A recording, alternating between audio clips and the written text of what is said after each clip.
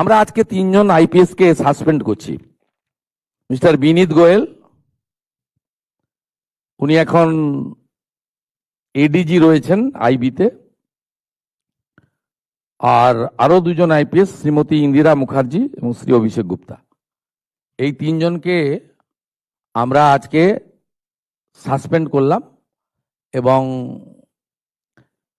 HS এর গাইডেন্সে, CS এর গাইডেন্সে HS as per the rules যা আছে ক্যাডার রুল, সেটা মেনে ডিপার্টমেন্টাল ইনকোয়ারি এবং প্রসিডিংস স্টার্ট করবেন এবং within stipulated time to time সেই রিপোর্ট আসবে। যেটা প্রেসকে বলবো, যেটা ডিপার্টমেন্টাল অ্যাকশন নেওয়ার আমরা নেব, এবং যেটা আমাদের যেহেতু ইউনিয়ন ক্যাডার, ওনার যে কন্ট্রোলিং অথরিটি, সেখানে জানানোর আমরা জানাবো। এটা তার প্রসিডিওর বলা আছে ক্যাডার রুলে।